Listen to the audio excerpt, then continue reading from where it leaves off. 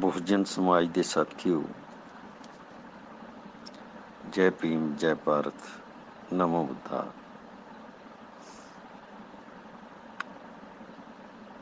अज मैं सवेरे 1 घंटे की वो चर्चा की जिहड़ी इतिहास के प्रसंग च, खास करके सिख धर्म के प्रसंग दे विच इतिहास का एक बहुत सुनहरी पन्ना कहा जा सकता है। एक पासे असी इनू सुनहरी पन्ना कह सकते हैं और दूसरी तरफ इसनू असी साडे मत्थे ते लग्या कलंक समझिया। जिस जाति ने सानू ना सिख रहन दिता, ना कुछ होर वंड दिता, हिंदू भी नहीं असी हिंदू नहीं है, असी बोधी भी नहीं बन सके।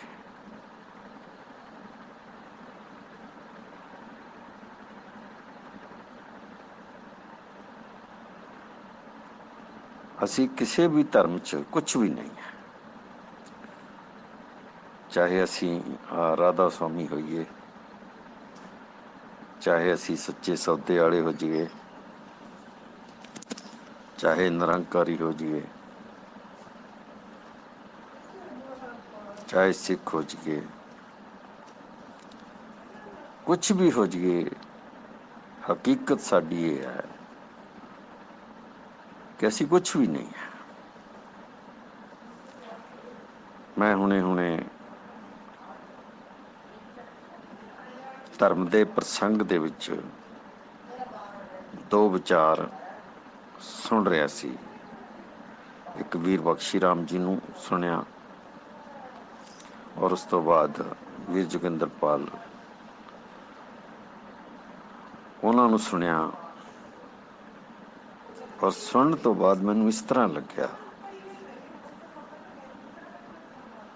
कि धर्म का जिहड़ा साडे मामले च एक विशा है,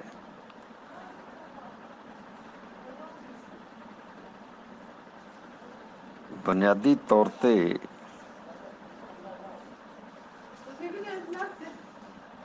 ये साडे जीवन का मूल अंग नहीं है। कोई भी धर्म साडे जीवन का मूल अंग नहीं है और किसी भी धर्म च असी कोई हस्ती नहीं रखते, साडा कोई वजूद नहीं है, साडी कोई ताकत नहीं है, असी कोई धिर नहीं है उत्थे। असी सिर्फ उत्थे पूजक आ। इस करके मैं कहा कि साडा किसी भी धर्म च कोई मूल नहीं है। बुद्ध धर्म क्योंकि पूरे भारत च मैं घूमता रहना है, ये कोई बहुत फैलिया हुआ धर्म नहीं है। जो दुनिया का एक सब तो वड्डा धर्म सी और जिस नूं धर्म कहना सही नहीं है, जो धम्म सी, अज दे प्रसंग च असीं उहनूं धर्म के नां ते ਉਹਦੀ चर्चा करते हैं, वो अज फैलिया होया नहीं है।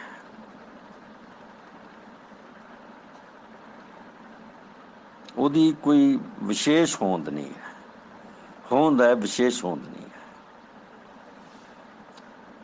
सिख धर्म उस तो छोटा धर्म है,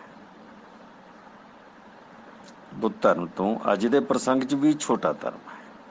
छोटे तो मतलब घट गिणती लोग है ਇਹਦੇ ਚ।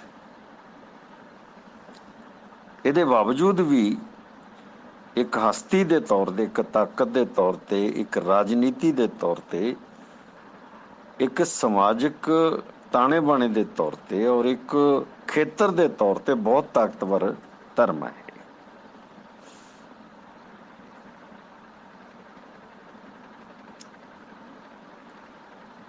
ਤਾਂ ਮੈਂ ਇਸ ਵਿਸ਼ੇ ਨੂੰ ਬਹੁਤ ਮਹੱਤਵਪੂਰਨ ਸਮਝਦੇ ਹਾਂ। ਇਹਦੇ ਤੇ ਚਰਚਾ ਕਰਨੀ ਚਾਹੁੰਦਾ ਥੋੜੀ, ਔਰ ਮੈਂ ਇਹਨੂੰ ਇਤਿਹਾਸ ਦੇ ਪ੍ਰਸੰਗ 'ਚ ਰੱਖਣਾ ਚਾਹੁੰਦਾ ਹਾਂ, ਤਾਂ ਕਿ ਘੱਟੋ ਘੱਟ ਪੰਜਾਬ ਦੇ ਜਿਹੜੇ ਸਿੱਖ ਹੈ, ਪੰਜਾਬ ਦੇ ਬੋਧੀ ਹੈ, ਪੰਜਾਬ ਦੇ ਦੂਸਰੇ ਧਾਰਮਿਕ ਫਿਰਕੇ ਹੈ, ਅਗਰ ਉਹ ਮੈਨੂੰ ਸੁਣਨ ਤਾਂ ਉਹਨਾਂ ਨੂੰ ਕਾਫੀ ਵੱਡੀ ਗੱਲ ਦੀ ਸਮਝ ਆ ਸਕਦੀ ਹੈ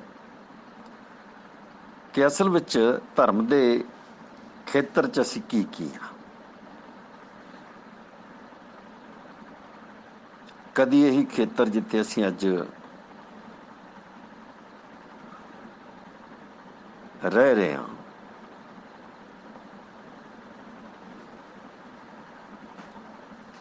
ਔਰ ਇਹ ਖੇਤਰ ਮੁਸਲਮਾਨ ਬਹੁਗਿਣਤੀ ਦਾ ਧਰਮ ਸੀ।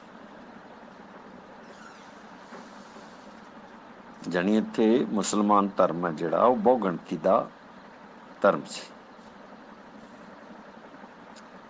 ਸਿੱਖ ਧਰਮ ਤਾਕਤਵਰ ਧਰਮ ਸੀ, ਪਰ ਗਿਣਤੀ ਦੇ ਹਿਸਾਬ ਨਾਲ ਬਹੁਤ ਛੋਟਾ ਧਰਮ ਸੀ। ਹਿੰਦੂ ਧਰਮ ਚਾਹੇ ਉਹ ਦੇਖਣ ਨੂੰ ਕਾਫੀ ਜ਼ਿਆਦਾ ਗਿਣਤੀ ਸੀ, ਪਰ ਉਹ ਇਸਲਾਮ ਤੇ ਸਿੱਖ ਧਰਮ ਦੇ ਮੁਕਾਬਲੇ 'ਚ ਇਸ ਖੇਤਰ ਦਾ ਬਹੁਤ ਕਮਜ਼ੋਰ ਧਰਮ ਸੀ। ਬੁੱਧ ਧਰਮ ਬਾਬਾ ਸਾਹਿਬ ਡਾਕਟਰ ਅੰਬੇਡਕਰ ਦੇ ਹੁੰਦਿਆਂ ਉਸਨੇ ਇੱਥੇ ਪੈਰ ਰੱਖੇ, ਲੋਕਾਂ ਦੇ ਵਿੱਚ ਥੋੜੀ ਆਵਾਜ਼ ਗਈ, ਪਰੰਤੂ ਇਹ ਇਸ ਸਮਾਜ ਦਾ, ਜਾਣੀ ਇਸ ਖੇਤਰ ਦਾ ਕੋਈ ਧਰਮ ਨਹੀਂ ਬਣ ਸਕਿਆ। ਮੈਂ ਇਹਦੀ ਸਮੁੱਚੇ ਰੂਪ 'ਚ ਇੱਕ ਵਿਆਖਿਆ ਕਰਨੀ ਵਾਜਬ ਸਮਝਦਾ, ਤਾਂ ਕਿ ਮੇਰੇ ਸਾਥੀ, ਮੇਰੇ ਲੋਕ ਜਾਂ ਭਾਰਤ ਦੇ ਲੋਕ ਆ ਜਿਹੜੇ, ਜਿੰਨੇ ਮੈਨੂੰ ਸਮਝ ਸਕਦੇ ਆ, ਅਗਰ ਉਹ ਸੁਣਨ ਤਾਂ ਇਹਦੀਆਂ ਜਿਹੜੀਆਂ ਪਰਤਾਂ ਹੈ ਉਹਨਾਂ ਨੂੰ ਅੱਛੀ ਤਰ੍ਹਾਂ ਜਾਣ ਸਕਦੇ ਆ, ਔਰ ਫਿਰ ਉਹਦੇ ਤੇ ਕੋਈ ਸਹੀ ਨਿਰਣਾ ਲੈ ਸਕਦੇ ਆ। ਇਹ ਮੇਰਾ ਵਿਸ਼ਵਾਸ ਹੈ।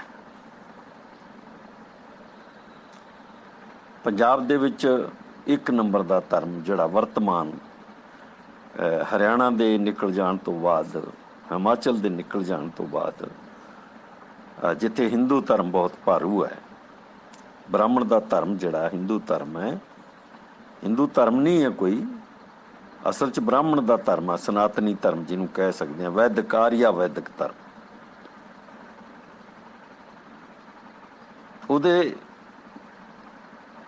ਤੋਂ ਬਾਅਦ ਜਿਹੜਾ ਉਹ ਬਾਹਰ ਗਿਆ, ਹਿਮਾਚਲ ਔਰ ਹਰਿਆਣਾ ਦੇ ਅਲੱਗ ਹੋਣ ਨਾਲ, ਤਾਂ ਬਾਕੀ ਦਾ ਜਿਹੜਾ ਖੇਤਰ ਬਚਦਾ ਹੈ, ਇਹਦੇ ਤੇ ਸਿੱਖ ਧਰਮ ਭਾਰੂ ਹੈ।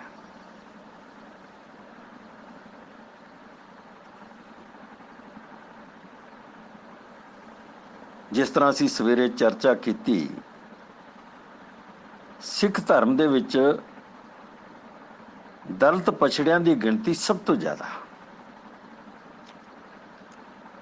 ਖਾਸ ਕਰਕੇ ਪ੍ਰੋਫੈਸਰ ਦਿੱਤ ਸਿੰਘ ਦੇ ਸਮੇਂ ਤੋਂ ਬਾਅਦ, ਮਹਾਰਾਜਾ ਰਣਜੀਤ ਸਿੰਘ ਦੇ ਸਮੇਂ ਤੱਕ ਸਭ ਤੋਂ ਛੋਟਾ ਧਰਮ ਸੀ ਸਿੱਖ ਧਰਮ।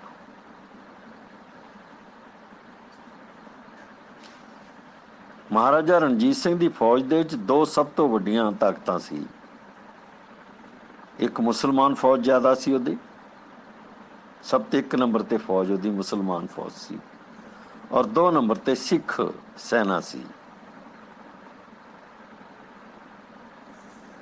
ਔਰ ਸਿੱਖ ਸੈਨਾ 'ਚ ਜਿੱਥੋਂ ਤੱਕ ਮੇਰਾ ਅਧਿਐਨ ਹੈ, ਉਹਦੇ 'ਚ ਦਲਿਤ ਪਛੜੇ ਜਿਹੜੇ ਆ, ਉਹ ਜੱਟ ਸਿੱਖਾਂ ਨਾਲੋਂ ਕਾਫੀ ਜ਼ਿਆਦਾ ਸੀ।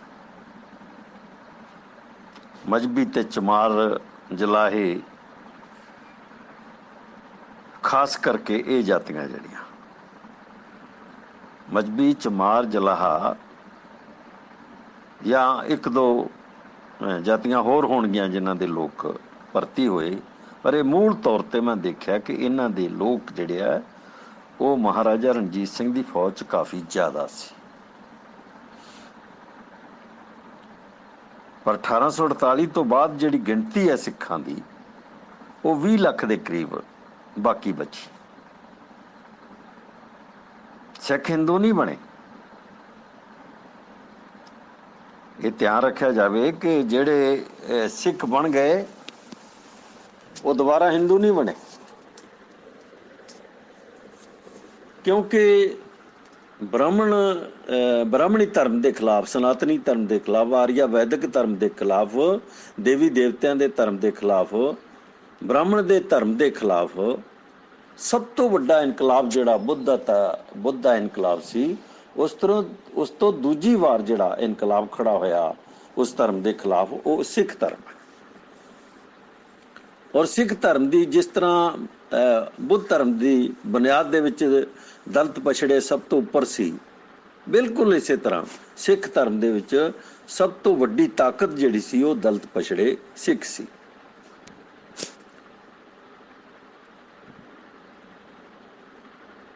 ਔਰ ਜਿਵੇਂ ਜਿਹੜਾ ਮਹਾਰਾਸ਼ਟਰ ਦਾ ਇਨਕਲਾਬ ਹੈ, ਜਿਹੜਾ ਮਹਾਰਾਂ ਤੇ ਮਰਾਠਿਆਂ ਦਾ ਇਨਕਲਾਬ ਕਿਹਾ ਜਾ ਸਕਦਾ, ਕੁਰਮੀਆਂ ਦਾ ਇਨਕਲਾਬ ਕਿਹਾ ਜਾ ਸਕਦਾ, ਸ਼ਿਵਾਜੀ ਦਾ ਇਨਕਲਾਬ ਕਿਹਾ ਜਾ ਸਕਦਾ, ਜਿਹਨੂੰ ਸ਼ਾਹੂ ਮਹਾਰਾਜ ਦਾ ਇਨਕਲਾਬ ਕਿਹਾ ਜਾਂਦਾ, ਸਈਆ ਜੀ ਮਹਾਰਾਜ ਦਾ ਇਨਕਲਾਬ ਕਿਹਾ ਜਾ ਸਕਦਾ ਹੈ, ਜਿਹਨੂੰ ਸ਼ਿਵਾਜੀ ਦੇ ਲੜਕਿਆਂ ਦਾ, ਸ਼ੰਭਾਜੀ ਦਾ ਇਨਕਲਾਬ ਕਿਹਾ ਜਾ ਸਕਦਾ ਹੈ। ਉਸ ਧਰਮ ਦੇ ਵਿੱਚ ਵੀ ਦਲਿਤ ਪਛੜੇ ਇੱਕ ਨੰਬਰ ਤੇ ਸੀ, ਚਾਹੇ ਉਹ ਹਿੰਦੂ ਹੀ ਸੀ। ਲੱਗਦਾ ਹੈ ਕਿ ਉਹ ਜ਼ਿਆਦਾ ਹਿੰਦੂ ਅਖਵਾਉਂਦੇ ਸੀ, ਕਿਉਂਕਿ ਉਹਨਾਂ ਦਾ ਭਵਾਨੀ ਦੁਰਗਾ ਨੂੰ ਕਹਿੰਦੇ ਆ, ਇਹੀ ਨਾਅਰਾ ਸੀ ਉਹਨਾਂ ਦਾ। ਪਰ ਉਹ ਬ੍ਰਾਹਮਣ ਦੇ ਖਿਲਾਫ ਇੱਕ ਇਨਕਲਾਬ ਸੀ, ਬਹੁਤ ਵੱਡਾ ਇਨਕਲਾਬ ਸੀ। ਮੇਰਾ ਖਿਆਲ ਹੈ ਪੰਜਾਬ ਦੇ ਵਿੱਚ ਬਹੁਤੇ ਲੋਕਾਂ ਨੂੰ ਇਹ ਪਤਾ ਹੀ ਨਹੀਂ ਕਿ 16ਵੀਂ ਸਦੀ ਦੇ ਇਰਦ ਗਿਰਦ ਬ੍ਰਾਹਮਣ ਨੂੰ ਜਿਹੜੀ ਸਭ ਤੋਂ ਪਹਿਲੀ ਫਾਂਸੀ ਜਾਂ ਕਤਲ ਕੀਤਾ ਗਿਆ ਉਹ ਸ਼ਿਵਾਜੀ ਦੇ ਰਾਜ ਕੀਤਾ ਗਿਆ। ਜਾਣੀ ਸ਼ਿਵਾਜੀ ਦੇ ਰਾਜ ਦੇ ਵਿੱਚ ਬ੍ਰਾਹਮਣ ਦੇ ਧਰਮ ਦੀਆਂ ਜਿਹੜੀਆਂ ਮਾਨਤਾਵਾਂ ਸੀ ਉਹਨਾਂ ਨੂੰ ਤੋੜਿਆ ਗਿਆ।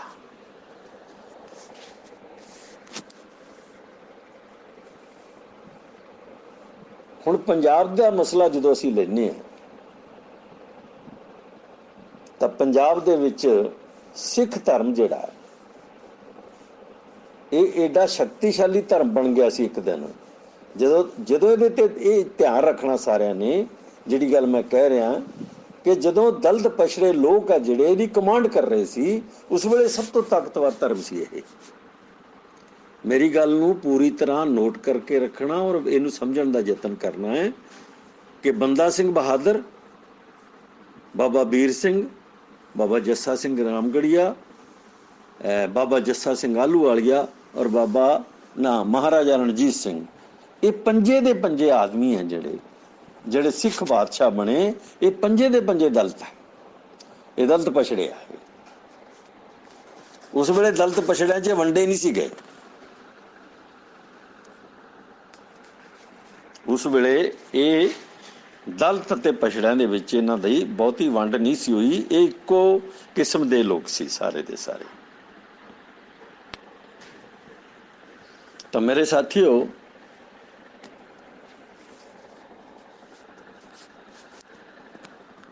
ਜਿਹੜੀ ਗੱਲ ਮੈਂ ਤੁਹਾਡੇ ਸਾਹਮਣੇ ਰੱਖੀ ਆ ਉਹ ਇਹ ਆ ਕਿ ਸਿੱਖਾਂ ਦੇ 5 ਬਾਦਸ਼ਾਹ ਪੈਦਾ ਹੋਏ ਔਰ ਪੰਜੇ ਦੇ ਪੰਜੇ ਦਲਿਤ ਪਛੜੇ, ਜਿਨ੍ਹਾਂ ਦੇ ਨਾਂ ਲਏ ਆ ਮੈਂ ਤੁਹਾਡੇ ਸਾਹਮਣੇ। ਇਹ 5 ਬਾਦਸ਼ਾਹ ਜਿਹੜੇ ਪੂਰੀ ਤਰ੍ਹਾਂ ਮਾਨਤਾ ਪ੍ਰਾਪਤ ਬਾਦਸ਼ਾਹ ਹੈ ਉਹ ਇਹ ਆ।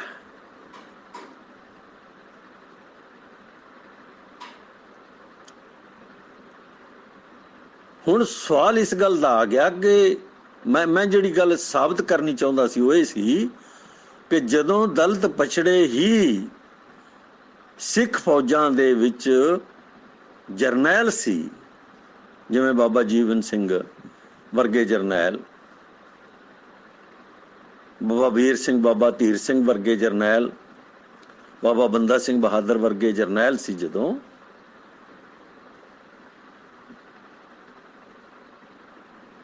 ਤਾਂ ਉਸ ਵੇਲੇ ਸਿੱਖ ਧਰਮ ਹੈ ਜਿਹੜਾ ਉਹ ਬਹੁਤ ਸ਼ਕਤੀਸ਼ਾਲੀ ਧਰਮ ਸੀ।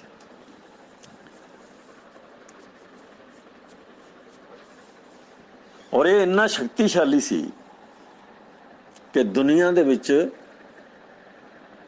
ਇਹਦੀ ਦਹਿਸ਼ਤ ਸੀ। ਇੱਕ ਦਹਿਸ਼ਤ ਇਸ ਤਰ੍ਹਾਂ ਨਹੀਂ ਸੀ ਕਿ ਬਹੁਤ ਜ਼ਿਆਦਾ ਜ਼ਾਲਮ ਸੀ ਲੋਕ, ਇਹ ਜ਼ਾਲਮਾਂ ਦਾ ਧਰਮ ਨਹੀਂ ਸੀ। ਇਹ ਮਿਹਰਬਾਨ ਲੋਕਾਂ ਦਾ ਧਰਮ ਸੀ, ਜਿਹੜੇ ਬੁਨਿਆਦੀ ਤੌਰ ਤੇ ਹੀ ਆਪਣੇ ਆਪ ਨੂੰ ਵਧੀਆ ਇਨਸਾਨ ਸਮਝਦੇ ਸੀ, ਉਹਨਾਂ ਦਾ ਧਰਮ ਸੀ ਇਹ। ਔਰ ਇਹੀ ਉਹ ਲੋਕ ਹੈ ਜਿਨ੍ਹਾਂ ਦੇ ਹੁੰਦਿਆਂ ਦੁਸ਼ਮਣ ਦੀਆਂ ਔਰਤਾਂ ਵੀ ਸੁਰੱਖਿਅਤ ਰਹੀਆਂ। ਇਹ ਰਿਕਾਰਡ ਦੇ ਵਿੱਚ ਮੈਂ ਬਹੁਤ ਥਾਵੀਂ ਦਰਜ ਕੀਤਾ ਹੋਇਆ ਕਿ ਕਦੋਂ ਇਹ ਕਦੋਂ ਵਾਪਰਿਆ ਸਾਰਾ ਕੁਛ, ਕਿ ਦੁਸ਼ਮਣ ਦੀ ਔਰਤ ਜਿਹੜੀ, ਈਵਨ ਜਿਹੜਾ ਰਾਜਾ ਹੈ ਜੇ ਹਾਰ ਜਾਂਦਾ ਤਾਂ ਉਹਦੀ ਔਰਤ ਹੈ ਜਿਹੜੀ, ਉਹ ਸਿੱਖਾਂ ਦੇ ਵਿੱਚ ਅਸੁਰੱਖਿਅਤ ਨਹੀਂ ਸੀ, ਸੁਰੱਖਿਅਤ ਸੀ। ਉਹਨਾਂ ਦੀਆਂ ਬਹੂਆਂ ਸੁਰੱਖਿਅਤ ਸੀ, ਉਹਨਾਂ ਦੀਆਂ ਭੈਣਾਂ ਸੁਰੱਖਿਅਤ ਸੀ, ਉਹਨਾਂ ਦੀਆਂ ਧੀਆਂ ਸੁਰੱਖਿਅਤ ਸੀ, ਔਰ ਆਮ ਔਰਤਾਂ ਵੀ ਸੁਰੱਖਿਅਤ ਸੀ। ਦੁਨੀਆ ਦੀ ਕਿਸੇ ਫੌਜ 'ਚ ਅੱਜ ਤੱਕ ਇਹ ਨਹੀਂ ਹੋਇਆ ਕਿ ਕਿਤੇ ਵੀ ਬਜ਼ੁਰਗ ਸੁਰੱਖਿਅਤ ਰਹੇ ਹੋਣ, ਔਰਤਾਂ ਤੇ ਬੱਚੀਆਂ ਸੁਰੱਖਿਅਤ ਰਹੀਆਂ ਹੋਣ, ਸਿਵਾਏ ਸਿੱਖ ਫੌਜ ਤੋਂ। ਇਹ ਦੁਨੀਆ ਦੇ ਇਤਿਹਾਸ 'ਚ ਕਿਤੇ ਨਹੀਂ ਹੋਇਆ। ਪਰ ਤੁਹਾਡੇ ਵਾਸਤੇ ਜਿਹੜੀ ਸਭ ਤੋਂ ਮਾਣ ਵਾਲੀ ਗੱਲ ਹੈ ਕਿ ਇਹ ਉਹ ਸਮਾਂ ਹੈ ਜਦੋਂ ਦਲਿਤ ਪਛੜੇ ਜਿਹੜੇ ਆ ਉਹ ਗੁਰੂ ਗੋਬਿੰਦ ਸਿੰਘ ਦੀ ਅਸਲ ਸੈਨਾ ਸੀ, ਜਿੱਥੇ ਗੁਰੂ ਨੇ ਕਿਹਾ ਕਿ ਇਨਹੀ ਕੀ ਕਿਰਪਾ ਸੇ ਸਜੇ ਹਮੈਂ, ਨਹੀਂ ਮੋਸੋ ਗਰੀਬ ਕਰੋੜ ਪਰੇ। इन्हीं की कृपा से विद्या ਲਈ, इन्हीं की कृपा से युद्ध लड़े। ਇਹ ਇਸ ਤਰ੍ਹਾਂ ਦਾ ਇੱਕ ਬਹੁਤ ਸ਼ਾਨਦਾਰ ਜਿਹੜਾ ਬਿਰਤਾਂਤ ਗੁਰੂ ਜੀ ਨੇ ਕੀਤਾ ਹੋਇਆ।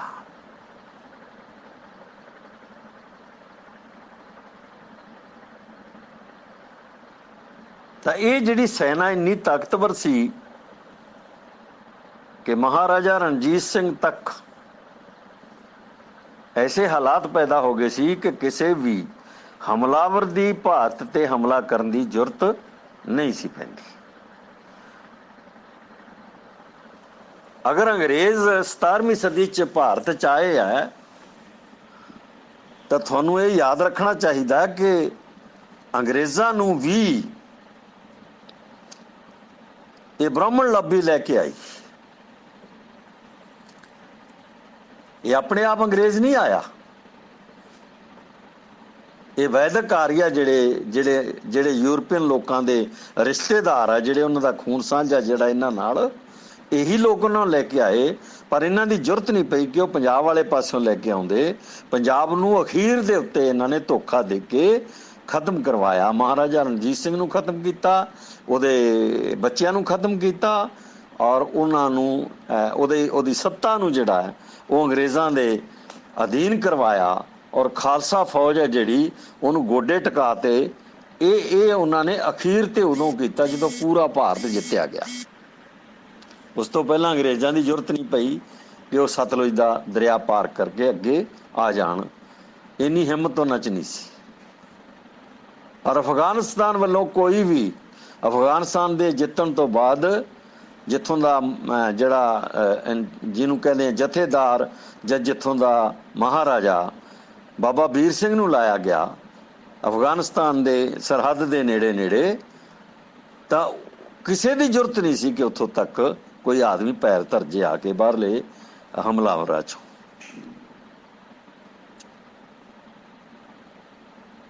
ਇੰਨਾ ਸ਼ਕਤੀਸ਼ਾਲੀ ਧਰਮ। ਇਹਦਾ ਦੂਜਾ ਇੱਕ ਹੋਰ ਪੱਖ ਹੈ ਜਿਹਦੇ 'ਚ ਇਹਦੀ ਸ਼ਕਤੀ ਨਜ਼ਰ ਆਉਂਦੀ ਹੈ ਕਿ ਸਿੱਖ ਧਰਮ ਨੇ ਬ੍ਰਾਹਮਣ ਨੂੰ ਕਦੇ ਸਵੀਕਾਰ ਨਹੀਂ ਕੀਤਾ। ਤੁਸੀਂ ਦੇਖੋ ਪੰਜਾਬ ਦੇ ਵਿੱਚ ਘੁੰਮ ਕੇ ਬ੍ਰਾਹਮਣ ਤੁਹਾਨੂੰ ਮੰਗਦਿਆਂ ਵਰਗੇ ਨਜ਼ਰ ਆਉਣਗੇ। ਕਿਤੇ ਕੋਈ ਪੱਤਰੀ ਵੇਚਦਾ ਫਿਰਦਾ ਹੈ, ਕੋਈ ਆਦਮੀ ਟੇਵੇ ਲਾਉਂਦਾ ਫਿਰਦਾ ਹੈ, कोई आदमी दे कोले मल्लो मल्ली कोई ना कोई जा वड़िंदा है, या हिंदू लोग है जिहड़े जिन्हां ब्राह्मणां कोल जांदे आ, हिंदू दा धर्म आ हो, अगर वो जांदे तो सानूं कोई तकलीफ नहीं आंदी। पर जिੱਥੋਂ तक सिखां दा मामला है, सिख कदे ब्राह्मण नूं स्वीकार नहीं सी करदे, जानी सिखां ने कदे ब्राह्मण नूं स्वीकार नहीं कीता।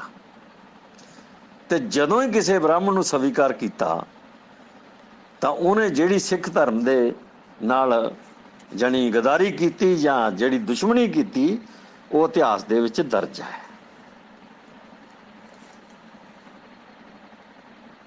ना तां ब्राह्मण नूं गुरुआं ने प्रवान किया, ना सतगुरु नामदेव कबीर रविदास ने उन्होंने प्रवान किया, ना सिखा ने कदे उन्होंने प्रवान किया।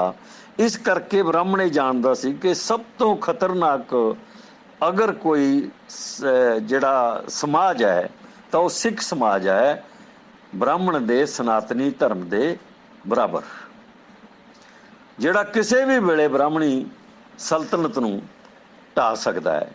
इस करके जिहड़े अंग्रेज़ आए वो कलकत्ता की दिशा चों आए, मद्रास कलकत्ते वाली दिशा चों पानी राही आए। उन्होंने मद्रास ते कलकत्ते तो अपना राज शुरू किया। वो लियांदे गए, अपने आप नहीं आए। उन्होंने आया नूं जी आया कहा गया। और मैं एक दिन पढ़ रहा सी उन्होंने आगमन के उत्ते की होया। मंदिरां दे विचों बकायदा उन्होंने पैसा जिहड़ा हैगा उन्हां दी जिहड़ी सत्ता उहदे वास्ते दिता जांदा सी। और वो मंदिर दा पुजारी ते ब्राह्मण जिहड़े सी उन्हां दी अंग्रेज़ां नाल पूरी जानी जिन्हों आपां पंजाबी दे विच कह दिंदे हां कि पूरी अंदरली मानसिकता रलदी सी, इक्को जी मानसिकता दे लोग सी। इस तरह का बरतांत बहुत लंबा चौड़ा जिहड़ा वो अज भी किताबां दे विच दर्ज है, जिन्हों आम लोग साडे नहीं पढ़ते। जानी जे हमलावर भी आया तो दूजे पासों आया, पानी दे रस्ते आया। हुण ये गल करके कि सिख धर्म जिहड़ा उहदा खेतर लाहौर और अमृतसर रहा, और उहदी जिहड़ी सरहद आ अफगानिस्तान रही, और इहदे विच सिख धर्म दा दबदबा रहा। इस्लाम बिन जिहड़ा हैगा वो सिख धर्म दे विच वधदा फुलदा रहा। इस्लाम नूं कदे कोई तकलीफ नहीं आई, क्योंकि इस्लाम दे जिहड़े लाहौर तक दे लोग, अमृतसर तक दे, जलंधर दे ये जिहड़ा मुक्तसर एरिया सारा बठिंडा एरिया है या हरियाणे दे नाल लगदे खेतर है जिहड़े, ये सारा इस्लामिक एरिया सी। पर ये सारे दे सारे मुसलमान बुनियादी तौर पर बोधी लोग सी। सारे ये दलित पछड़े लोग है।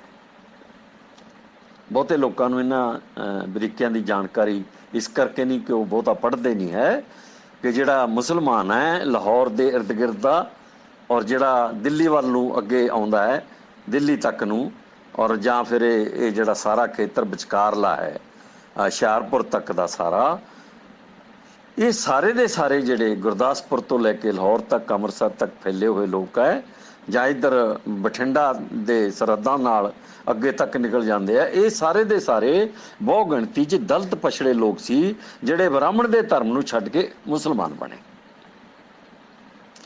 ये पहला बोधी सी, बोधी तो अछूत बने, और अछूतापन नूं त्यागदे जानी उन्हां दे सनातनी धर्म चों निकलदे ये जदों मुसलमान 8वीं सदी च आए, उदों बाद ये मुसलमान बनने शुरू हो गए। और इन्हां नूं मुसलमान किसने बनाया? बाबा फरीद, निज़ामुद्दीन औलिया, जिहड़े अजमेर शरीफ, इस तरह के महान संत है जिहड़े सूफी संत, उन्होंने सुनने तो बाद और उन्होंने बराबरी के सिद्धांत के नाल एकमिक होके ये जिहड़े दलित पछड़े आ ये मुसलमान बने। और 1885 के इर्द गिर्द जट्टा ने जिहड़ा इस्लाम बहुत अपनाया। 1885 की घटना है, क्यों है ये बारे भी असी चर्चा किसी वेले करांगे। हुण जदों जिहड़ा भारत आज़ाद हो गया 1947 च और देश का संविधान बन गया, तो उस वेले पंजाब नूं ਵੰਡਣ ਦਾ ਕੰਮ ਸ਼ੁਰੂ ਹੋਇਆ ਔਰ ਇਹ ਕੰਮ ਜਿਹੜਾ ਵੰਡਣ ਦਾ ਹੈ ਇਹਦੇ 'ਚ ਜ਼ਿਆਦਾ ਹਿੱਸਾ ਸਿੱਖਾਂ ਦਾ ਹੈ, ਜਾਂ ਤਾਂ ਦਿੱਲੀ ਦੀ ਹਕੂਮਤ ਦਾ, ਬ੍ਰਾਹਮਣਾਂ ਦਾ, ਕਿਉਂਕਿ ਬ੍ਰਾਹਮਣ ਇਹ ਚਾਹੁੰਦੇ ਸੀ, ਦਿੱਲੀ ਦੀ ਹਾਕਮ ਜਿਹੜੇ ਆ ਉਹ ਚਾਹੁੰਦੇ ਸੀ ਕਿ ਦਿੱਲੀ ਤੇ ਪੰਜਾਬ ਦੇ ਵਿਚਕਾਰ ਕੋਈ ਐਸੀ ਦੀਵਾਰ ਖੜੀ ਕਰ ਲਈ ਜਾਵੇ ਕਿ ਸਿੱਖਾਂ ਦਾ ਦਬਦਬਾ ਜਿਹੜੇ ਸਮਾਜ ਦੇ ਵਿੱਚ ਹੈ ਉਹ ਦਿੱਲੀ ਦੀਆਂ ਹੱਦਾਂ ਨਾਲ ਨਾ ਲੱਗੇ। ਇਸ ਕਰਕੇ ਉਹਨਾਂ ਦੀ ਜ਼ਰੂਰਤ ਸੀ ਕਿ ਉਹ ਹਰਿਆਣੇ ਦੇ ਉਹਨਾਂ ਖੇਤਰਾਂ ਨੂੰ ਆਪਣੇ ਇੱਕ ਵੱਖਰੀ ਸਟੇਟ ਬਣਾਉਂਦੇ ਜਿਨ੍ਹਾਂ ਦੇ ਵਿੱਚ ਹਿੰਦੂ ਜ਼ਿਆਦਾ ਰਹਿੰਦੇ ਸੀ। ਅਸਲ ਵਿੱਚ ਇਹ ਆਰੀਆ ਸਮਾਜੀਆਂ ਦਾ ਖੇਤਰ ਹੈ। ਜਿਨ੍ਹਾਂ ਨੇ ਆਰੀਆ ਸਮਾਜ ਦੀ ਲਹਿਰ ਨੂੰ ਨਹੀਂ ਪੜ੍ਹਿਆ ਉਹਨਾਂ ਨੂੰ ਨਹੀਂ ਪਤਾ ਕਿ ਦਿੱਲੀ ਦੇ ਇਰਦ ਗਿਰਦ ਆਰੀਆ ਸਮਾਜ ਦਾ ਖੇਤਰ ਬਣਿਆ। ਜਦੋਂ ਦਇਆਨੰਦ ਸਰਸਵਤੀ ਨੂੰ ਇੱਥੋਂ ਭਜਾਇਆ ਗਿਆ ਪੰਜਾਬ ਦੇ ਵਿੱਚੋਂ, ਤਾਂ ਦਇਆਨੰਦ ਸਰਸਵਤੀ ਨੇ ਜਾ ਕੇ ਹਰਿਆਣੇ ਦੇ ਵਿੱਚ ਜਿਹੜਾ ਆਰੀਆ ਸਮਾਜ ਤਿਆਰ ਕੀਤਾ, ਉਹ ਬੁਨਿਆਦ ਬਣਿਆ ਪੰਜਾਬ ਨੂੰ ਵੰਡ ਕਰਨ ਦਾ। ਪੰਜਾਬ ਨੂੰ ਵੰਡਣ ਦੀ ਬੁਨਿਆਦ ਉੱਥੋਂ ਸ਼ੁਰੂ ਹੁੰਦੀ ਹੈ, ਕਿਉਂਕਿ ਹਿਮਾਚਲ ਜਿਹੜਾ ਹੈ ਉਹ ਰਾਣੇ ਰਾਜਪੂਤਾਂ ਤੇ ਬ੍ਰਾਹਮਣਾਂ ਦਾ ਜਿਹੜਾ ਹੈਗਾ ਏਰੀਆ ਹੈ। ਇਸ ਕਰਕੇ ਉਹਨੂੰ ਵੀ ਵੰਡਣਾ ਇਹ ਦਿੱਲੀ ਦੀ ਹਕੂਮਤ ਦੀ ਇੱਛਾ ਸੀ। ਤਾਂ ਉਹਨਾਂ ਨੇ ਪੰਗੇ ਖੜੇ ਕੀਤੇ, ਜਿਹੜੇ ਇੱਥੋਂ ਦੇ ਗਦਾਰ ਸਿੱਖ ਸੀਗੇ ਪੰਜਾਬ ਦੇ ਉਹਨਾਂ ਨੂੰ ਨਾਲ ਲਾਇਆ, ਔਰ ਹਿੰਦੂਆਂ ਨੂੰ, ਆਰੀਆ ਸਮਾਜੀਆਂ ਨੂੰ ਉੱਧਰ ਜਿਹੜੇ ਖੜੇ ਕੀਤਾ। ਪੰਜਾਬ ਦੇ ਵਿੱਚ ਆਰੀਆ ਸਮਾਜੀਆਂ ਨੂੰ ਸਿੱਖਾਂ ਦੇ ਖਿਲਾਫ ਖੜੇ ਕੀਤਾ ਤੇ ਇੱਕ ਲੜਾਈ ਖੜੀ ਕਰਕੇ ਇਹਨੂੰ 1966 'ਚ ਵੰਡ ਦਿੱਤਾ ਗਿਆ। ਔਰ ਇੱਕ ਸਟੇਟ ਦੀਆਂ 3 ਸਟੇਟਾਂ ਜਿਹੜੀਆਂ ਸਿੱਖਾਂ ਨੇ ਔਰ ਦਿੱਲੀ ਦੇ ਹਾਕਮਾਂ ਨੇ ਬਣਾਈਆਂ। ਸਿੱਖ ਬਰਾਬਰ ਜ਼ਿੰਮੇਵਾਰ ਹੈ। ਤੇ ਹੁਣ ਜਦੋਂ ਪੰਜਾਬ ਵੰਡਿਆ ਗਿਆ ਔਰ ਬਹੁਤ ਗਿਣਤੀ ਸਿੱਖਾਂ ਦੀ ਹੋ ਗਈ, ਮੁਸਲਮਾਨ ਜਿਹੜੇ ਆ ਉਹ ਪੂਰੀ ਤਰ੍ਹਾਂ ਇੱਥੋਂ ਸਾਫ਼ ਹੋ ਗਏ। ਉਹ ਜਾਂ ਤਾਂ ਪਾਕਿਸਤਾਨ ਚਲੇ ਗਏ ਜਾਂ ਫਿਰ ਸਿੱਖਾਂ ਦੇ ਨਾਲ ਲੜਦੇ 1947 'ਚ ਮਾਰੇ ਗਏ। ਪੂਰੀ ਤਰ੍ਹਾਂ ਖਤਮ ਹੋ ਗਿਆ ਇਹ ਜਿਹੜਾ ਜਲੰਧਰ ਦਾ ਏਰੀਆ, ਇਹ ਜਿਹੜਾ ਨਕੋਦਰ ਦਾ ਏਰੀਆ ਸਾਰੇ ਦਾ ਸਾਰਾ, ਜਾਂ ਬਠਿੰਡੇ ਦਾ ਏਰੀਆ ਸਾਰਾ, ਇਹ ਮੁਸਲਮਾਨ ਏਰੀਆ ਸਾਰੇ ਬਹੁਤ ਵੱਡੀ ਗਿਣਤੀ 'ਚ। ਜਿੱਥੇ ਮੈਂ ਬੋਲ ਰਿਹਾ ਇਸ ਵੇਲੇ ਮੁਕਤਸਰ, ਇਹ 3 ਮੁਸਲਮਾਨਾਂ ਸਰਦਾਰਾਂ ਦਾ ਏਰੀਆ ਹੈ।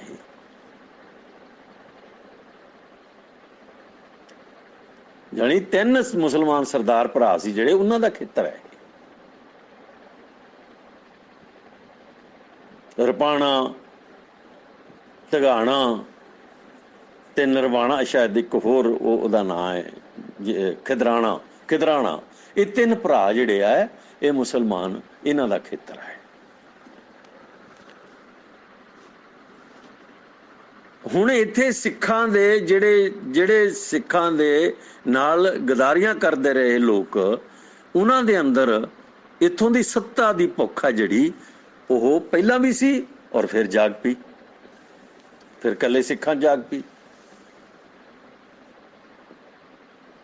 ਤਾਂ ਇਹ ਜ਼ਰੂਰੀ ਸੀ ਕਿ ਜਿਹੜੀ ਬਹੁ ਗਿਣਤੀ ਹੈ ਦਲਿਤ ਪਛੜਿਆਂ ਦੀ ਪੰਜਾਬ ਦੇ ਵਿੱਚ, ਜਿਹੜੀ ਲਗਭਗ 60% ਦੇ ਕਰੀਬ ਹੈ, 35% ਸ਼ਡਿਊਲਡ ਕਾਸਟ ਹੈ ਔਰ 20-22% ਜਿਹੜੇ ਆ ਬੈਕਵਰਡ ਕਲਾਸ ਦੇ ਲੋਕ ਹੈ।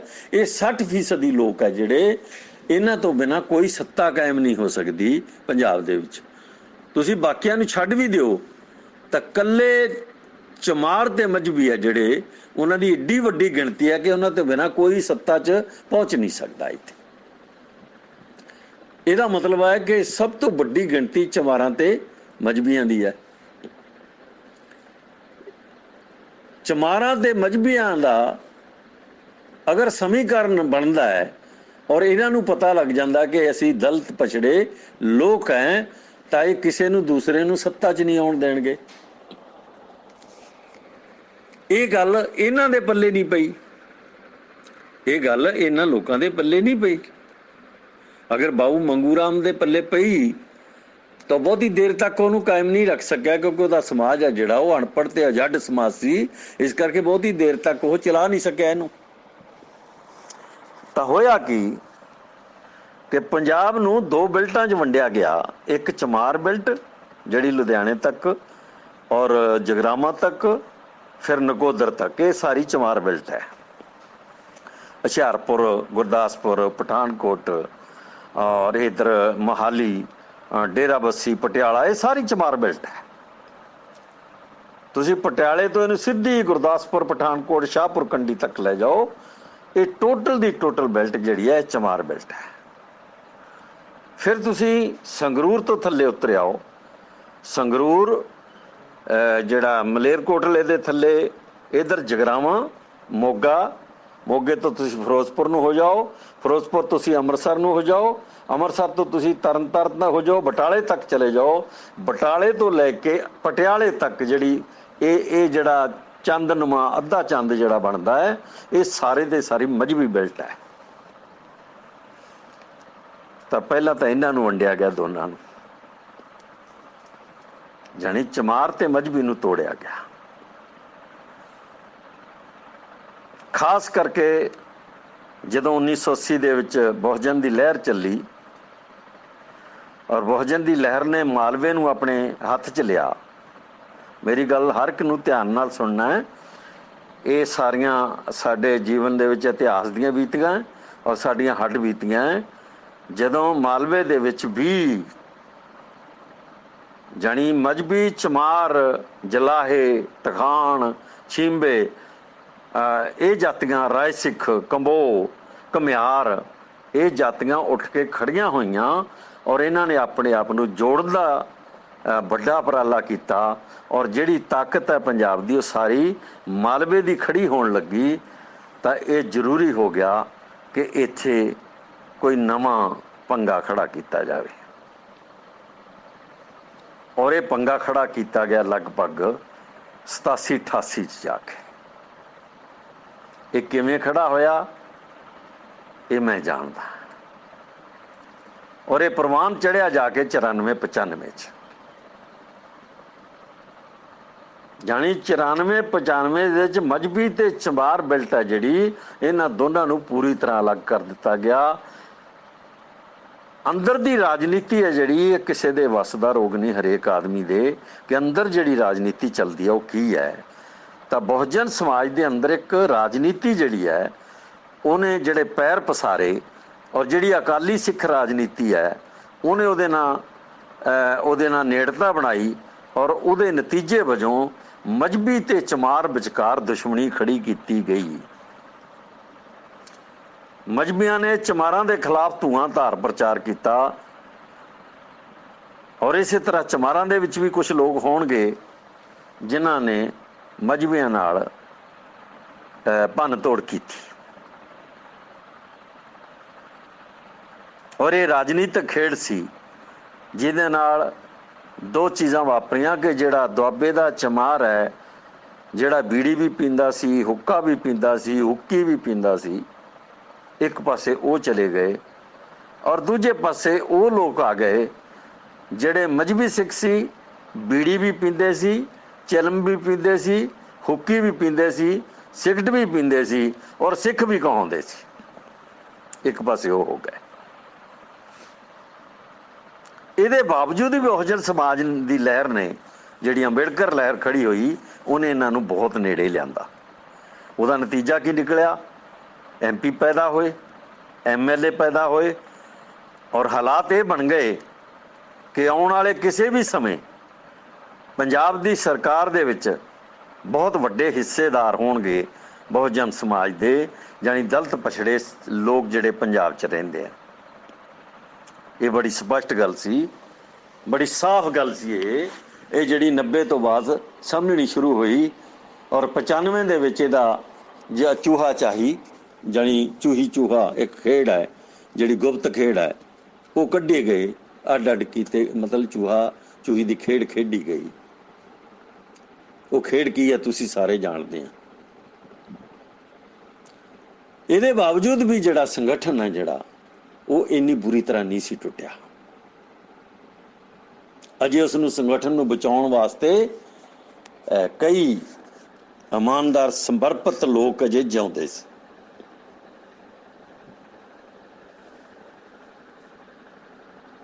ਜਿਨ੍ਹਾਂ ਦੇ ਅੰਦਰ ਬਹੁਤ ਵੱਡਾ ਦਰਦ ਸੀ ਇੱਕ, ਔਰ ਜੋ ਆਪਣੀ ਅੱਖਾਂ ਨਾਲ ਸਾਰਾ ਕੁਝ ਦੇਖਦੇ ਸੀ। ਔਰ ਜਿਸ ਪੀੜਾ ਨੂੰ ਉਹਨਾਂ ਨੇ ਹੰਡਾਇਆ ਤਾਂ ਉਹਨਾਂ ਹਾਲਤਾਂ ਦੇ ਵਿੱਚ ਕੀ ਕੀਤਾ ਗਿਆ ਕਿ ਇੱਕ ਪਾਸੇ ਸਿੱਖ ਧਰਮ ਨੂੰ ਖੋਰਾ ਲਾਉਣ ਵਾਸਤੇ ਨਿਰੰਕਾਰੀ ਖੜੇ ਕੀਤੇ ਗਏ,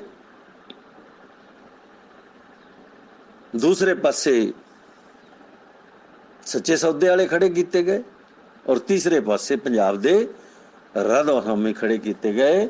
ਤਾਂ ਇਸ ਤਰ੍ਹਾਂ ਪੰਜਾਬ ਨੂੰ 3 ਨਵੇਂ ਸਭ ਧਰਮਾਂ ਨਾਲ ਹੋਰ ਵੰਡਿਆ ਗਿਆ।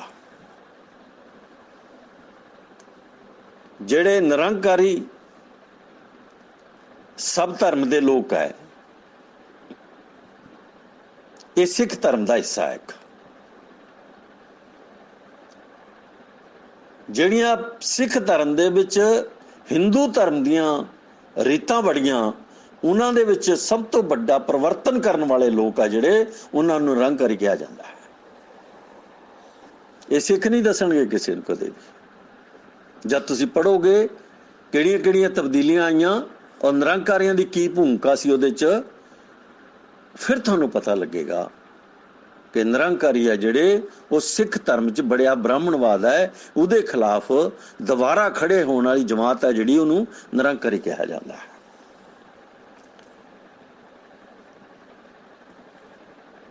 ਤੇ ਪੰਜਾਬ ਨੂੰ ਫਿਰ ਮਾਲਵੇ ਤੇ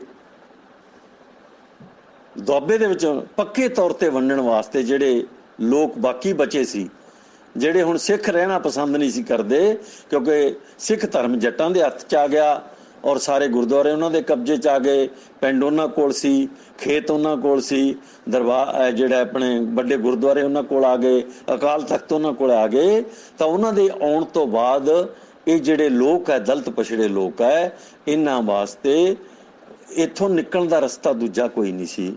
ਤਾਂ ਉਹਨਾਂ ਨੇ ਕੀ ਕੀਤਾ ਕਿ ਇੱਕ ਪਾਸੇ ਰਾਧਾ ਸਵਾਮੀ ਖੜੇ ਕਰਤੇ ਔਰ ਦੂਸਰੇ ਪਾਸੇ ਲਿਆ ਕੇ ਸੱਚੇ ਸੌਦੇ ਵਾਲੇ ਖੜੇ ਕਰਤੇ।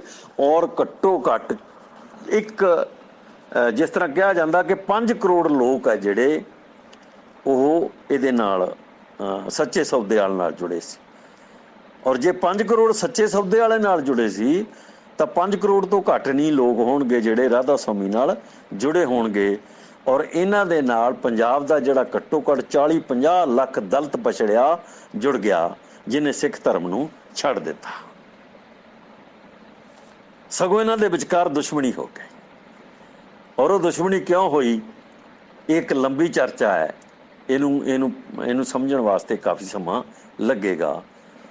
ਔਰ ਉਸ ਤੋਂ ਬਾਅਦ ਜਿਹੜੇ ਚਮਾਰ ਨਾ ਸਿੱਖਾਂ ਨੂੰ ਮੰਨਦੇ ਸੀ ਪੂਰੀ ਤਰ੍ਹਾਂ, ਨਾ ਰਾਧਾ ਸਵਾਮੀਆਂ ਨੂੰ ਮੰਨਦੇ ਸੀ, ਨਾ ਉਹ ਸੱਚੇ ਸੌਦੇ ਵਾਲਿਆਂ ਨੂੰ ਮੰਨਦੇ ਸੀ, ਨਾ ਕਿਸੇ ਹੋਰ ਧਰਮੀ ਨੂੰ, ਨਿਰੰਕਾਰੀਆਂ ਨੂੰ ਮੰਨਦੇ ਸੀ, ਉਹਨਾਂ ਨੇ ਆਹ ਧਰਮ ਲਹਿਰ ਵਾਂਗ ਆਪਣੇ ਆਪ ਨੂੰ ਕਾਇਮ ਰੱਖਿਆ ਸੀ। ਅਜੇ ਤੱਕ ਬਾਬੂ ਮੰਗੂ ਰਾਮ ਦੀ ਲਹਿਰ ਤੇ ਬਾਬਾ ਸਾਹਿਬ ਦੀ ਲਹਿਰ ਨੂੰ ਅਜੇ ਤੱਕ ਜਿਨ੍ਹਾਂ ਨੇ ਕਾਇਮ ਰੱਖਿਆ ਸੀ, ਉਹਨਾਂ ਨੂੰ ਤੋੜਨ ਵਾਸਤੇ ਚਮਾਰਾਂ ਦੇ ਗੁਰਦੁਆਰੇ ਜਾਂ ਚਮਾਰਾਂ ਦੇ ਡੇਰੇ ਸ਼ੁਰੂ ਕੀਤੇ ਗਏ। ਅੱਜ 400 ਡੇਰਾ ਚਮਾਰਾਂ ਦਾ। ਮੇਰਾ ਖਿਆਲ ਹੈ ਪੰਜਾਬ ਦੇ ਵਿੱਚ ਅਗਰ ਸਭ ਤੋਂ ਜ਼ਿਆਦਾ ਟੁੱਟੇ ਹੋਏ ਲੋਕ ਹੈ, ਟੁਕੜੇ ਲੋਕ ਆ, ਉਹ ਚਮਾਰ ਹੈ। ਤੁਸੀਂ ਇੱਕ ਪਾਸੋਂ ਜਿੱਧਰ ਨੂੰ ਮਰਜ਼ੀ ਤੁਰੇ ਜਾਓ, ਪਟਿਆਲੇ ਤੱਕ ਤੁਹਾਨੂੰ ਚਮਾਰਾਂ ਦੀਆਂ ਅਲੱਗ-ਅਲੱਗ ਬਿਲਟਾਂ ਮਿਲਣਗੀਆਂ।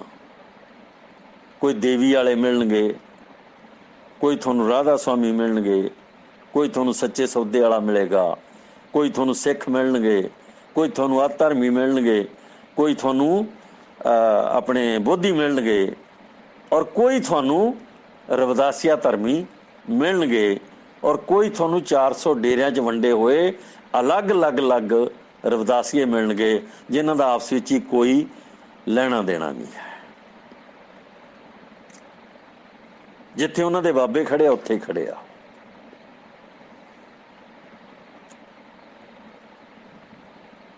ਮਜ਼੍ਹਬੀ ਬਿਲਟ ਦੇ ਵਿੱਚ ਇਹ ਨਹੀਂ ਹੋਇਆ। ਮਜ਼੍ਹਬੀਆਂ ਦੀ ਸਾਰੀ ਤਾਕਤ ਜਿਹੜੀ ਆ ਅੱਜ ਤੱਕ ਵੀ ਉਹ ਅਕਾਲੀਆਂ ਨਾਲ ਜੁੜੀ ਹੋਈ ਹੈ।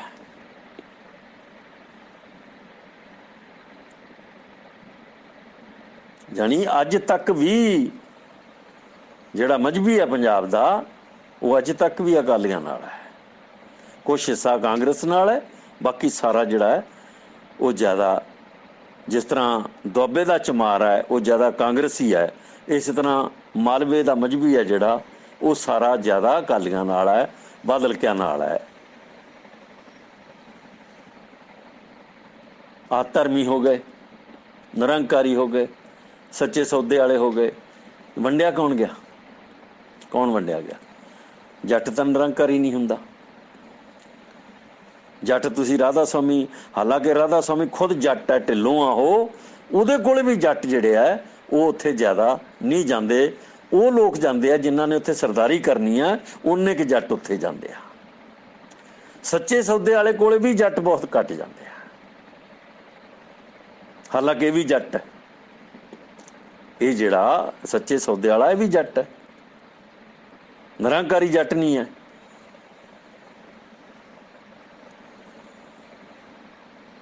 ਤਾਂ ਦੋਨਾਂ ਕੋਲ ਗਿਆ ਕੌਣ ਸਭ ਤੋਂ ਜ਼ਿਆਦਾ? ਦਲਿਤ ਪਛੜੇ। ਜਿਹੜੀ ਗਿਣਤੀ ਉੱਥੇ ਤੁਰੀ ਫਿਰਦੀ ਨਜ਼ਰ ਆਏਗੀ ਤੁਹਾਨੂੰ, 90% ਉਹ 'ਚ ਦਲਿਤ ਪਛੜੇ ਲੋਕ ਹੋਣਗੇ, ਔਰ ਜਿਹਦੇ 'ਚ ਅੱਧੀ ਗਿਣਤੀ ਪੰਜਾਬ ਦੀ ਹੋਏਗੀ। ਇਹ ਵੀ ਟੁੱਟ ਭੱਜ ਹੋ ਗਏ। ਵਾਲਮੀਕੀ ਹੈ ਜਿਹੜੇ, ਵਾਲਮੀਕੀਆਂ ਦਾ ਆਪਣੀ ਵਾਲਮੀਕੀ ਧਰਮ ਹੈ, ਉਹਨਾਂ ਨੇ ਬਣਾ ਲਿਆ। ਉਹ ਛੇਤੀ ਕੀਤੇ ਕਿਸੇ ਰਾਧਾ ਸਵਾਮੀ ਕੋਲ ਨਹੀਂ ਜਾਂਦੇ, ਸੱਚੇ ਸੌਦੇ ਵਾਲੇ ਕੋਲ ਨਹੀਂ ਜਾਂਦੇ, ਸਿੱਖਾਂ ਕੋਲ ਨਹੀਂ ਜਾਂਦੇ, ਇਹਨਾਂ ਕੋਲ ਨਿਰੰਕਾਰੀਆਂ ਕੋਲ ਨਹੀਂ ਜਾਂਦੇ, ਰਵਿਦਾਸੀਆਂ ਕੋਲ ਨਹੀਂ ਜਾਂਦੇ, ਕਿਸੇ ਕੋਲ ਨਹੀਂ ਜਾਂਦੇ। ਉਹਨਾਂ ਨੇ ਆਪਣਾ ਧਰਮ ਵਾਲਮੀਕੀ ਧਰਮ ਬਣਾ ਲਿਆ, ਜਾਂ ਜਿਹਨੂੰ ਹੋਰ ਵੀ ਕਈ ਨਾਂ ਦਿੱਤੇ ਆ ਉਹਨਾਂ ਨੇ, ਜਿਹੜੇ ਸਾਰੇ ਦੇ ਸਾਰੇ ਅਸੀਂ ਉਹਨੂੰ ਇੱਕੋ ਹੀ ਧਰਮ ਦੇ ਵਿੱਚ ਬੰਨ੍ਹ ਲੈਂਦੇ ਹਾਂ ਕਿ ਵਾਲਮੀਕੀ ਧਰਮ ਉਹਨਾਂ ਨੇ ਬਣਾ ਲਿਆ। ਔਰ ਵਾਲਮੀਕੀ ਧਰਮ ਬਣਾਉਣ ਵਾਸਤੇ ਪੰਜਾਬ ਦੀ ਇੱਕੋ ਹੀ ਬਿਲਟ ਕੰਮ ਆਈ, ਨਕੋਦਰ ਤੋਂ ਲੈ ਕੇ, ਨਕੋਦਰ ਤੋਂ ਆਪਣਾ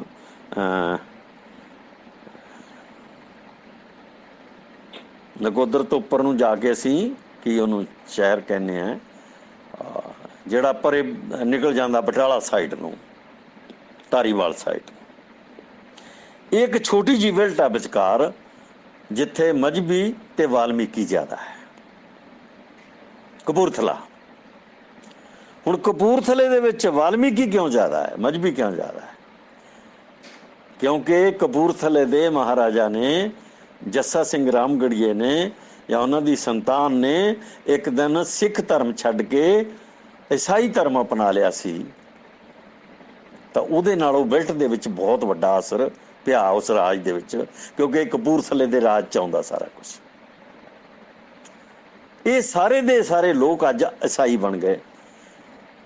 ਔਰ ਮੈਂ ਉਹਨਾਂ ਨੂੰ ਦੇਖਦਾ ਕਿ ਜਿੰਨਾ ਸਾਡੀਆਂ ਕੁੜੀਆਂ ਦਾ, ਬੁੜੀਆਂ ਦਾ, ਬੱਚਿਆਂ ਦਾ ਜਲੂਸ ਇਹ ਈਸਾਈ ਜਿਹੜੇ ਆ, ਇਹਨਾਂ ਦੇ ਜਿਹੜੇ ਟ੍ਰੇਨਡ ਕੀਤੇ ਹੋਏ ਆ ਲੋਕ ਹੈ, ਉਹ ਕੱਢਦੇ ਆ, ਤਾਂ ਉਹਨੂੰ ਦੇਖ ਕੇ ਇਸ ਤਰ੍ਹਾਂ ਲੱਗਦਾ ਕਿ ਅਸੀਂ ਕਦੇ ਸੁਧਰਨ ਵਾਲੇ ਨਹੀਂ ਹੈ। ਅਸੀਂ ਨਹੀਂ ਸੁਧਰਨ ਵਾਲੇ, ਅਸੀਂ ਬੰਦੇ ਬਣਨ ਵਾਲੇ ਨਹੀਂ ਹੈ। ਅਸੀਂ ਕਿਸੇ ਨੂੰ ਦੋਸ਼ ਨਹੀਂ ਦੇ ਸਕਦੇ, ਅਸੀਂ ਬੰਦੇ ਬਣਨ ਵਾਲੇ ਨਹੀਂ ਹੈ। ਹੁਣ ਉਦੋਂ ਬਾਅਦ ਰਹਿ ਗਏ ਸਾਡੇ ਕੋਲ ਸਭ ਤੋਂ ਵੱਡੀ ਗਿਣਤੀ ਪੰਜਾਬ ਦੀ ਤਖਾਣ। ਜੱਟ ਤਖਾਣਾ ਨੂੰ ਪਸੰਦ ਨਹੀਂ ਕਰਦਾ, ਤਖਾਣ ਜੱਟ ਨੂੰ ਪਸੰਦ ਨਹੀਂ ਕਰਦੇ। ਇਹਦੇ ਕਾਰਨ ਆ ਬਹੁਤ ਸਾਰੇ, ਕਿਉਂਕਿ ਜੱਟ ਖੇਤ ਦਾ ਮਾਲਕ ਹੈ, ਪਰ ਖੇਤ ਜਿਹੜਾ ਉਹ ਤਰਖਾਣ ਤੇ ਨਿਰਭਰ ਹੈ। ਔਰ ਜਿਹਦੇ ਤੇ ਤੁਸੀਂ ਨਿਰਭਰ ਹੈ ਤੁਸੀਂ ਉਹਨੂੰ ਆਕੜ ਨਹੀਂ ਸਕਦੇ। ਜਿਹਦੇ ਤੇ ਤੁਸੀਂ ਨਿਰਭਰ ਆ ਤੁਸੀਂ ਉਹਨੂੰ ਆਕੜ ਨਹੀਂ ਸਕਦੇ। ਤਾਂ ਜੱਟਾਂ ਦੀ ਤੇ ਤਰਖਾਣਾਂ ਦੀ ਆਪਸ ਵਿੱਚ ਜਿਹੜੀ ਖਹਿਬਾਜੀ ਹੋਈ, ਉਹਦੇ ਚੋਂ ਕਲੇਰਾਂ ਵਾਲਾ ਜਿਹੜਾ ਠਾਠ ਨਿਕਲਿਆ। ਇਹਨੂੰ ਠਾਠ ਕਹਿੰਦੇ ਧਰਮ ਨੂੰ। ਇਹ ਤਖਾਣ ਆ ਜਿਹੜੇ ਉਹਨਾਂ ਨੇ ਨਾਂ ਰੱਖਿਆ ਇਹਦਾ ਠਾਠ, ਨਾਨਕਸਰ ਠਾਠ। ਜਦੋਂ ਜੱਟਾਂ ਨੇ ਨਾਨਕਸਰ ਠਾਠ ਤੋਂ ਇਹਨਾਂ ਤਖਾਣਾਂ ਨੂੰ ਕੱਢਤਾ, ਤਾਂ ਫਿਰ ਇਹ ਲੋਪੋ ਵੱਲ ਨੂੰ ਭੱਜੇ, ਲੋਪੋ ਤੋਂ ਫਿਰ ਇਹ ਸਮਾਧ ਵੱਲ ਨੂੰ ਭੱਜੇ। ਅੱਜ ਕੱਲ੍ਹ ਇਹ ਸਾਰੀ ਬਿਲਟ ਜਿਹੜੀ ਛੋਟੀ ਜਿਹੀ ਬਿਲਟ ਹੈ, ਇੱਥੇ ਤਖਾਣਾਂ ਦਾ ਦਬਦਬਾ ਹੈ।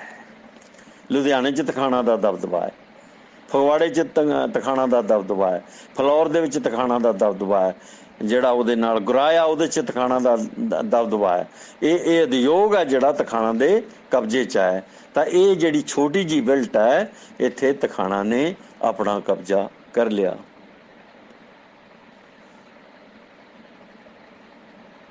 ਹੁਣ ਤੁਸੀਂ ਇਹਨੂੰ ਜਿਹੜੀ ਗੱਲ ਮੈਂ ਬੋਲੀ ਆ ਉਹਨੂੰ ਆਪਣੀ ਅੱਖਾਂ ਨਾਲ ਖੋਲ ਕੇ ਪੰਜਾਬ ਤੇ ਇੱਕ ਵਾਰੀ ਝਾਤ ਪਾਓ ਤਾਂ ਤੁਹਾਨੂੰ ਇਹ ਸਾਰਾ ਕੁਝ ਨਜ਼ਰ ਆਏਗਾ।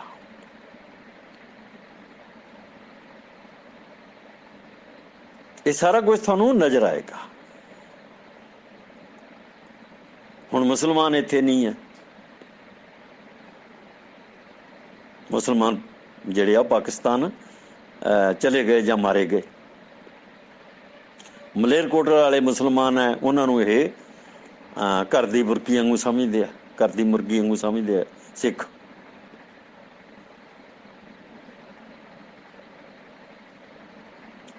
ਤੇ ਸਿੱਖਾਂ ਵਾਸਤੇ ਇਹ ਜ਼ਰੂਰੀ ਹੈ ਕਿ ਦਲਿਤ ਪਛੜਿਆਂ ਦੀ ਤਾਕਤ ਹੈ ਜਿਹੜੀ ਉਹ ਇਕੱਠੀ ਨਾ ਹੋਵੇ। ਇਸ ਪਲਾਨ ਦੇ ਅਧੀਨ, ਇਸ ਯੋਜਨਾ ਦੇ ਅਧੀਨ ਮਜ਼੍ਹਬੀ ਤੇ ਚਮਾਰ ਨੂੰ ਇੱਟ ਕੁੱਤੇ ਦਾ ਵੈਰ ਕਰਵਾਇਆ ਗਿਆ। ਇਹਦੀਆਂ ਬਹੁਤ ਸਾਰੀਆਂ ਘਟਨਾਵਾਂ ਮੇਰੇ ਜਵਾਨੀ ਯਾਦ ਹੈ, ਵੱਡੀਆਂ ਵੱਡੀਆਂ ਘਟਨਾਵਾਂ, ਵੱਡੇ ਵੱਡੇ ਅਫਸਰ ਸ਼ਾਮਲ ਹੈ ਇਹਦੇ 'ਚ, IAS ਤੱਕ ਅਫਸਰ ਸ਼ਾਮਲ ਹੈ ਇਹਦੇ 'ਚ।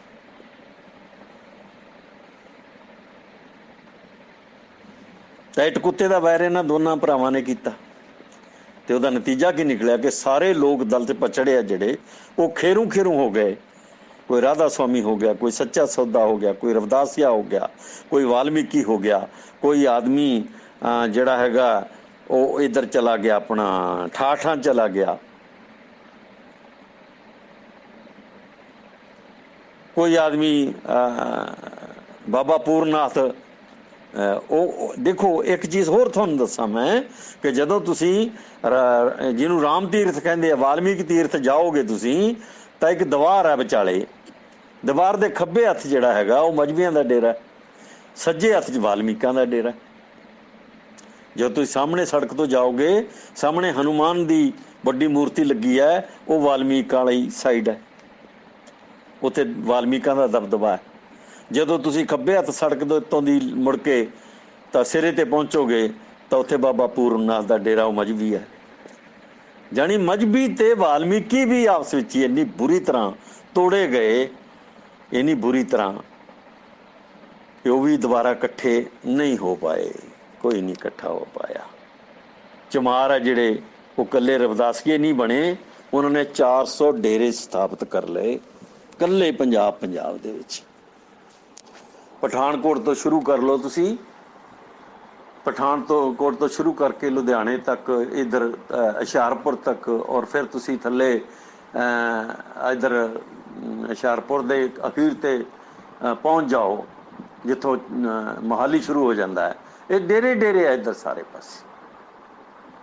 ਇਹ ਡੇਰੇ ਕੀ ਹੈ? ਇਹ ਬਹੁਜਨ ਸਮਾਜ ਨੂੰ ਵੰਡਣ ਵਾਸਤੇ ਖੇਡਾਂ ਹੈ ਸਾਰੀਆਂ, ਨਿਰੰਕਾਰੀਆਂ ਦੀ ਆਪਣੀ ਖੇਡ ਹੈ। ਇਹ ਜਿਹੜੇ ਲੋਕ ਸੱਤਾ 'ਚ ਰਹਿੰਦੇ ਆ, ਇਹ ਉਹਨਾਂ ਦੀਆਂ ਖੇਡਾਂ ਸਾਰੀਆਂ। ਔਰ ਮੈਂ ਤੁਹਾਨੂੰ ਇੱਕ ਗੱਲ ਹੋਰ ਦੱਸ ਦਿਆਂ ਕਿ ਜਿਹੜਾ ਮਜ਼੍ਹਬੀ ਤੇ ਚਮਾਰ ਦਾ ਰੌਲਾ ਹੈ, ਇਹ ਬੜੀ ਵਿਉਂਤਬੰਦੀ ਨਾਲ ਪਾਇਆ ਗਿਆ, ਔਰ ਇਹਦੇ 'ਚ ਬਹੁਜਨ ਸਮਾਜ ਦੇ ਨੇਤਾ ਵੀ ਸ਼ਾਮਲ ਹੈ ਔਰ ਅਕਾਲੀ ਸ਼ਾਮਲ ਹੈ, ਦੋਨੇ ਧਿਰਾਂ ਸ਼ਾਮਲ ਹੈ, ਔਰ ਇਹਦੇ ਵਿੱਚ ਹੀ ਕਾਂਗਰਸੀ ਸ਼ਾਮਲ ਹੈ, ਕਿਉਂਕਿ ਕਾਂਗਰਸੀਆਂ ਦਾ ਤੇ ਅਕਾਲੀਆਂ ਦੀ ਕੁੜਮਾਚਾਰੀ ਹੈ, ਇਸ ਕਰਕੇ ਉਹ ਦੋਨੇ ਇਕੱਠੇ ਹੈ। ਔਰ ਬਹੁਜਨ ਸਮਾਜ ਦੇ ਨੇਤਾ ਇਹਦੇ ਸ਼ਾਮਲ ਹੋਏ ਬਕਾਇਦਾ ਤੌਰ ਤੇ। ਇਹ ਚੂਹਾ ਚੂਹੀ ਦਾ ਖੇਡ ਜਿਹੜਾ ਮੈਂ ਕਹਿ ਰਿਹਾ ਉਹ ਇਹੀ ਹੈ। ਇਹ ਧਰਮਾਂ ਨੂੰ ਲੈ ਕੇ ਕਿਸ ਤਰ੍ਹਾਂ ਲੋਕਾਂ ਨੂੰ ਲੀਰੋ ਲੀਰ ਕੀਤਾ ਗਿਆ। ਤੁਸੀਂ ਕਿਹੜੇ ਧਰਮਾਂ ਦੀਆਂ ਗੱਲਾਂ ਕਰਦੇ ਹੋ? ਤੁਸੀਂ ਕਿਹੜਾ ਧਰਮ ਹੈ ਤੁਹਾਡਾ ਮਿੱਤਰੋ? ਮੈਂ ਬਹੁਜਨ ਸਮਾਜ ਦੇ ਜਿਹੜੇ ਦਲਿਤ ਪਛੜੇ ਲੋਕ ਆ ਇਹਨਾਂ ਨੂੰ ਪੁੱਛਦਾ ਹਾਂ, ਤੁਹਾਡਾ ਕਿਹੜਾ ਧਰਮ ਹੈ? ਤੁਹਾਡੀ ਕਿਹੜੀ ਹਸਤੀ ਹੈ? ਤੁਹਾਡੀ ਸਿਵਾਏ ਲੰਗਰ ਛਕਣ ਤੋਂ, ਭਾਂਡੇ ਮਾਂਜਣ ਤੋਂ, ਝਾੜੂ ਦੇਣ ਤੋਂ ਜਾਂ ਗੋਹਾ ਕੂੜਾ ਕਰਨ ਤੋਂ ਜਾ ਕੇ ਤੁਹਾਡੀ ਕੋਈ ਹਸਤੀ ਹੈ? ਅਗਰ ਤੁਸੀਂ ਆਪਣਾ ਵੀ ਧਰਮ ਸਥਾਪਿਤ ਕਰ ਲਿਆ, ਜਿਵੇਂ ਰਵਿਦਾਸੀਆ ਧਰਮ ਹੈ, ਤਾਂ ਉੱਥੇ ਤਾਂ ਤੁਸੀਂ ਪਤਾ ਨਹੀਂ ਕੀ ਕੀ ਹੈ। ਤੁਸੀਂ ਰਵਿਦਾਸੀਆ ਧਰਮ ਦਾ ਨਾਂ ਲੈਂਦੇ ਹੋ ਜ਼ਰੂਰ, ਪਰ ਉੱਥੇ ਹੈ ਕੀ ਸੱਚਾਈ, ਉਹਦੇ ਬਾਰੇ ਕਿਉਂ ਨਹੀਂ ਬੋਲਦੇ ਤੁਸੀਂ? ਉੱਥੇ ਬੋਧੀ ਵੀ ਹੈ, ਉੱਥੇ ਆਦ ਧਰਮੀ ਵੀ ਹੈ, ਉੱਥੇ 400 ਡੇਰਾ ਵੀ ਹੈ, ਔਰ ਉਹਨਾਂ ਡੇਰਿਆਂ 'ਚ ਕੌਣ RSS ਵਾਲਾ ਹੈ, ਕੌਣ ਕਾਂਗਰਸ ਵਾਲਾ ਹੈ, ਕੌਣ ਅਕਾਲੀ ਹੈ, ਕੌਣ ਕਿਹਦੇ ਨਾਲ ਹੈ, ਤੁਸੀਂ ਕੀ ਜਾਣਦੇ ਆ? ਤੁਸੀਂ ਤਾਂ ਖਿਲਰਨਾ ਹੈ, ਤੁਸੀਂ ਤਾਂ ਖਿੰਡਣਾ ਹੈ, ਆਪਣਾ ਚੁੱਲ੍ਹਾ ਅਲੱਗ ਬਾਲਣਾ ਬਸ। ਤਾਂ ਪੰਜਾਬ ਦੇ ਜਿਹੜੇ ਦਲਿਤ ਹੈ, ਪਛੜੇ ਹੈ, ਇਹਨਾਂ ਨੇ ਆਪਣੇ ਚੁੱਲ੍ਹੇ ਬਾਲੇ ਅਲੱਗ ਅਲੱਗ, ਔਰ ਇਹਨਾਂ ਦੇ ਚੁੱਲ੍ਹੇ ਅਲੱਗ ਅਲੱਗ ਬਲੇ ਤਾਂ ਸੱਤਾ ਜਿਹੜੀ ਹੈ ਉਹ ਇੱਕ ਜਮਾਤ ਦੇ ਹੱਥ 'ਚ ਆ ਗਈ, ਔਰ ਉਹ ਵਾਰ-ਵਾਰ ਆਪਣੀ ਬਦਲ ਕੇ ਸੱਤਾ ਤੁਹਾਡੇ ਤੇ ਕਰਦੇ ਆ, ਔਰ ਤੁਸੀਂ ਸਿਰਫ ਕੱਛਾਂ ਵਜਾਉਂਦੇ ਹੋ, ਤੁਹਾਡੀ ਕੋਈ ਹਸਤੀ ਨਹੀਂ ਹੈ। ਤੁਸੀਂ 60% ਲੋਕ ਹੈ ਜਿਹੜੀ ਤੁਹਾਡੀ ਕੋਈ ਔਕਾਤ ਨਹੀਂ ਹੈ। ਮੈਂ ਤੁਹਾਨੂੰ ਸਾਫ਼ ਸ਼ਬਦਾਂ 'ਚ ਕਹਿ ਰਿਹਾ ਕਿ ਤੁਹਾਡੀ ਕੋਈ ਔਕਾਤ ਨਹੀਂ ਹੈ। ਚਾਹੇ ਤੁਸੀਂ ਮੈਨੂੰ ਗਾਲਾਂ ਕੱਢੋ, ਚਾਹੇ ਤੁਸੀਂ ਮੈਨੂੰ ਮੇਰੀ ਮਾਂ ਭੈਣ ਕਰੋ, ਮੈਂ ਤੁਹਾਨੂੰ ਕਹਿਣਾ ਕਿ ਤੁਹਾਡੀ ਕੋਈ ਔਕਾਤ ਨਹੀਂ ਹੈ। ਤੇ ਜਿੰਨੇ ਪੜ੍ਹੇ ਲਿਖੇ ਲੋਕ ਹੈ, ਮਜਬੀ, ਚਮਾਰ, ਜਲਾਹੇ, ਛਿੰਬੇ, ਨਾਈ, ਜੋ ਵੀ ਹੈ, ਜਿੰਨੇ ਪੜ੍ਹੇ ਲਿਖੇ ਆ ਦਲਿਤ ਪਛੜੇ, ਇਹ ਸਭ ਤੋਂ ਖਤਰਨਾਕ ਲੋਕ ਸਾਬਤ ਹੋਏ ਆਪਣੇ ਸਮਾਜ ਵਾਸਤੇ।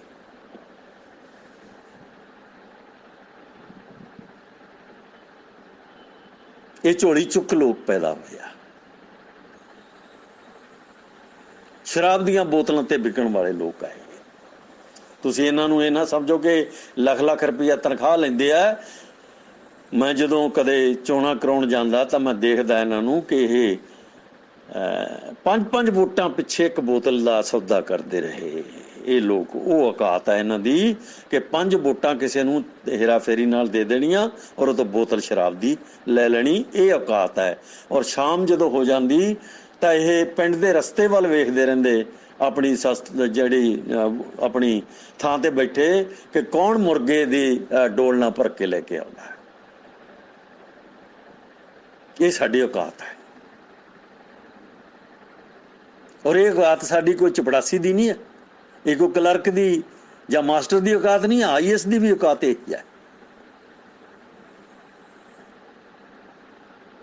ਬਸ ਇਹ ਫਰਕ ਹੀ ਹੈ ਕਿ ਪਿੰਡ ਵਾਲਿਆਂ ਤੋਂ ਅਸੀਂ ਮੁਰਗੇ ਭਾਲਦੇ ਹਾਂ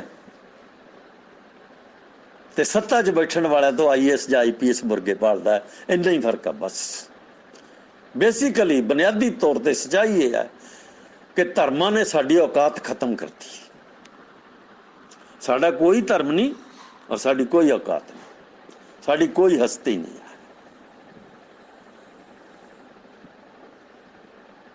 ਅਸੀਂ ਸਿਰਫ ਮਗਰ ਦੌੜਨ ਵਾਲੀਆਂ ਭੇਡਾਂ ਵਾਂਗੂ ਹੈ। ਜਿਹੜਾ ਸਾਨੂੰ ਹੱਕ ਕੇ ਲੈ ਜੇ ਅਸੀਂ ਉਹਦੇ ਮਗਰ ਦੌੜ ਸਕਦੇ ਹਾਂ ਔਰ ਬੜੇ ਆਰਾਮ ਨਾਲ ਦੌੜ ਸਕਦੇ ਹਾਂ। ਪਿਛਲੇ 40 ਸਾਲ ਤੋਂ ਮੈਨੂੰ ਸਮਝ ਲੱਗੀ ਹੈ ਜ਼ਿੰਦਗੀ ਦੀ। ਪਹਿਲਾ ਜਨਮ ਮੇਰਾ ਸਧਾਰਨ ਆਦਮੀ ਦਾ ਜਨਮ ਹੈ, ਪਸ਼ੂਆਂ ਵਰਗਾ ਜੀਵਨ ਹੈ, ਚਾਹੇ ਮੈਂ ਕਿੰਨਾ ਵੀ ਪੜ੍ਹਿਆ ਸੀ। ਪਰ ਮੈਨੂੰ ਜਿਹੜਾ ਮੇਰਾ ਅਸਲੀ ਜੀਵਨ ਆ ਉਹ 80 ਤੋਂ ਸ਼ੁਰੂ ਹੁੰਦਾ ਹੈ। ਉਸ ਦਿਨ ਤੋਂ ਬਾਅਦ ਜਿਹੜਾ ਮੈਂ ਆਪਣਾ ਸਮਾਜ ਵੇਖਿਆ, ਉਹਦੀ ਔਕਾਤ ਮੈਂ ਇਹ ਕਹਿ ਰਿਹਾ ਕਿ ਔਕਾਤ ਹੈ ਹੀ ਕੋਈ ਨਹੀਂ, ਕੋਈ ਧਰਮ ਨਹੀਂ, ਕੋਈ ਔਕਾਤ ਨਹੀਂ।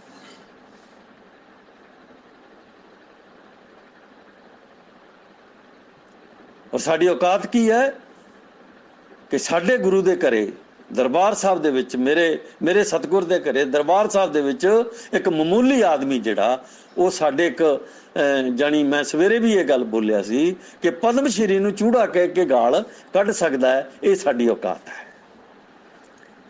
ਤੇ ਉਸ ਬੰਦੇ ਦੇ ਮਰਨ ਤੋਂ ਬਾਅਦ ਵੀ ਉਹਦੀ ਲਾਸ਼ ਨੂੰ ਰੋਲਿਆ ਜਾ ਸਕਦਾ ਹੈ। ਇਹ ਸਾਡੀ ਔਕਾਤ ਹੈ। ਪ੍ਰੋਫੈਸਰ ਗਿਆਨੀ ਦਿੱਤ ਸਿੰਘ ਨਾਲ ਕੀ ਹੋਇਆ, ਪ੍ਰੋਫੈਸਰ ਗੁਰਮੁਖ ਸਿੰਘ ਨਾਲ ਕੀ ਹੋਇਆ, ਕਦੇ ਪੜ੍ਹੋਗੇ, ਸਮਝੋਗੇ ਤਾਂ ਤੁਹਾਨੂੰ ਆਪਣੀ ਔਕਾਤ ਯਾਦ ਆਏਗੀ। ਅਗਰ ਤੁਹਾਨੂੰ ਆਪਣੀ ਔਕਾਤ ਵੀ ਸਮਝ ਨਾ ਲੱਗੇ ਤਾਂ ਤੁਸੀਂ ਆਪਣੇ ਆਪ ਨੂੰ ਆਦਮੀਆਂ ਸ਼ਾਮਲ ਨਾ ਕਰਿਓ। ਤੁਸੀਂ ਅਜੇ ਆਦਮੀ ਨਹੀਂ ਬਣੇ, ਬੰਦੇ ਨਹੀਂ ਬਣੇ ਤੁਸੀਂ।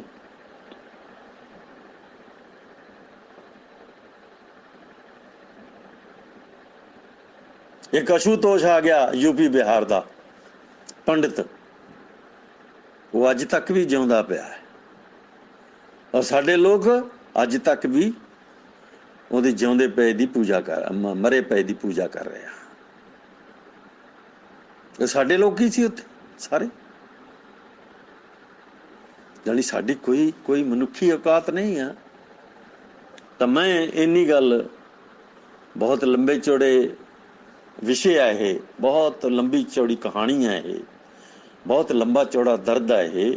ਮੈਂ ਇਹਦੇ ਤੇ ਇਸ ਕਰਕੇ ਥੋੜ੍ਹੀ ਚਰਚਾ ਕੀਤੀ ਹੈ ਕਿ ਸਾਡਾ ਆਦਮੀ ਜਿਹੜਾ ਮਾੜੀ ਮੋਟੀ ਸਮਝ ਰੱਖਦਾ, ਘੱਟੋ ਘੱਟ ਪੂਰੀ ਤੌਰ ਤੇ ਸਮਝ ਲਏ ਕਿ ਅਸੀਂ ਹਾਂ ਕੀ ਤੇ ਸਾਡੀ ਔਕਾਤ ਕੀ ਹੈ। ਇਹਨਾਂ ਸ਼ਬਦਾਂ ਨਾਲ ਹੀ ਮੈਂ ਆਪਣੀ ਅੱਜ ਦੀ ਚਰਚਾ ਨੂੰ ਬੰਦ ਕਰਦਾ ਹਾਂ, ਔਰ ਸ਼ਾਇਦ ਫਿਰ ਮੈਂ ਕਦੇ ਇਸ ਤਰ੍ਹਾਂ ਧਰਮ ਦੇ ਉੱਤੇ ਚਰਚਾ ਨਾ ਕਰਾਂ। ਜੈ ਭੀਮ, ਜੈ ਭਾਰਤ, ਨਮੋ ਬੁੱਧਾ, ਗੁਰੂ ਫਤਿਹ।